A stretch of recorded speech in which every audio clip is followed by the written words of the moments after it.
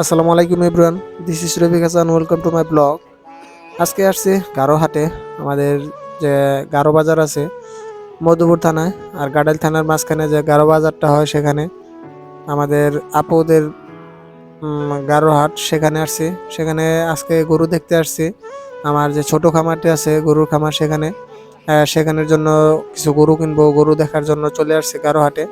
আমি আসছি, আমার দুলাভাই আর আমার আব্বু আসছে আমার সাথে।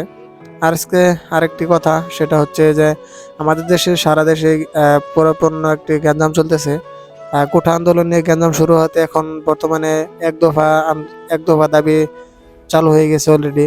আমাদের সরকার পতনে আমাদের বড় ভাইদের রক্তের বিনিময়ে যে দেশ স্বাধীন হয়েছিল, সেই দেশ আবারও রক্তের বিনিময়ে স্বাধীন করব আমরা অবশ্যই। আমাদের ভাইদের নৃশংসভাবে হত্যা করা হয়েছে সরকারের নির্দেশে। আমরা এই সরকার আসলে চাই না, সেটা নিয়ে অনেক আন্দোলন হচ্ছে। আমরাও আশা করি যে এই সরকার পতন হোক। আর এখন আসছি যে গারো বাজারটা আছে, সেই গারো বাজারে গরু দেখার জন্য।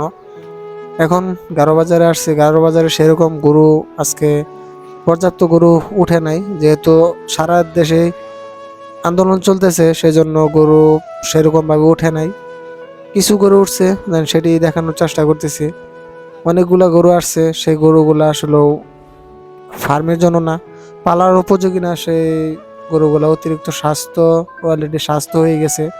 স্বাস্থ্যের জন্য এদেরকে নেওয়াটা মোটে ভালো হবে না, কারণ এদেরকে নিলে এই স্বাস্থ্যগুলো স্বাস্থ্য, এই স্বাস্থ্য দিয়ে আমার ফায়দা হবে না।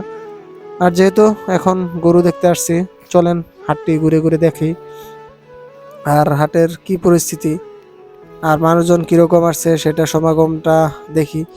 অলরেডি অনেকগুলো গরু দেখতেছি, আমার দুলাভাইও দেখতেছে, আমিও দেখতেছি। আর আমাদের যে আসলে মূল এখন বর্তমানে যে গরুর যে অসুস্থতার এটা, সেই অসুস্থ গরুগুলার বেশিরভাগই গরুগুলার শরীরে ফক্স, যেটা গোটা গোটা হয়ে বের হয়, সেই ফক্সের অসুখগুলা অনেকটাই বেশি। আর অবশেষে একটা গাভী দেখতে পাচ্ছি, সেই গাভীটা অলরেডি আমার সামনেই আছে। সেটা সে গাভীটা দুধ বানানোর জন্য অলরেডি তারা বাছুরটাকে খাওয়াইতেছে। জানি না কতদিন আগে দুধ বানানো হয়েছে।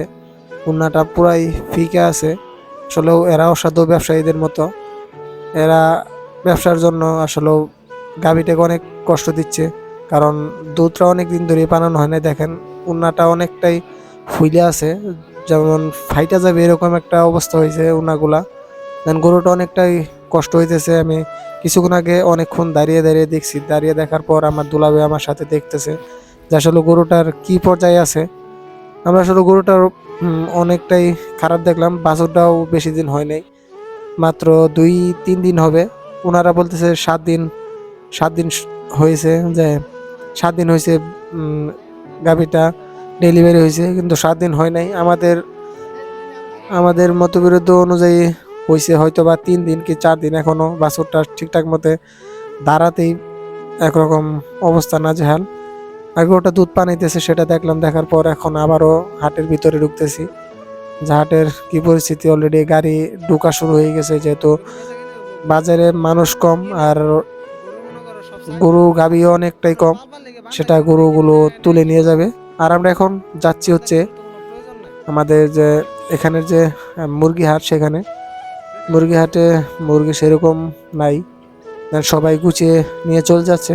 যেহেতু হাটে লোকজনের সমাগম খুবই কম, সারা দেশে গ্যাঞ্জাম চলতেছে, সেই জন্য মানুষ অনেকটাই কম। যারা যারা হাঁস মুরগি নিয়ে আসছিল, সবাই হাঁস মুরগি প্যাকেট করে নিয়ে চলে যাচ্ছে। এখন আসলাম কবুতরের হাটে, দেন কবুতর দেখার জন্য। যে দুলাভাই একটা কবুতর বিক্রি করছিল, সেই কবুতরটা আবারও সেই লোকের কাছ থেকে আমাদের বাড়িতে চলে আসছে, সেটা সেই লোকের জন্য। আর এখন এখানে কিছু আচার দেখতে পারতেছি। আমি আচার দেখলে আসলে লোভ সামলাতে পারি না, আচার দেখলে মন চায় যে আচার খাই। দেন আচার খাবো। আর একটা গাড়ি আমার সামনে দেখেন, গাড়িটা ফুললি ওষুধে, একটা গাড়ির ওষুধই গাড়ি, সেটার মধ্যে কবিরাজি ওষুধ, সব ধরনের ওষুধ, গাছান্ত ওষুধ পাওয়া যায়। আর ফাইনালি এখন আমরা কারোর হাট থেকে বের হয়ে যাচ্ছি, যেহেতু আমাদের গরু দেখাটা অনেকটাই হলো, কারণ গরু খুবই কম। গরু কেনার মতো গরু এই হাটে উঠে নেই আজকে। গাইস, আজকের ভিডিওটা এই পর্যন্তই। আল্লাহ হাফেজ।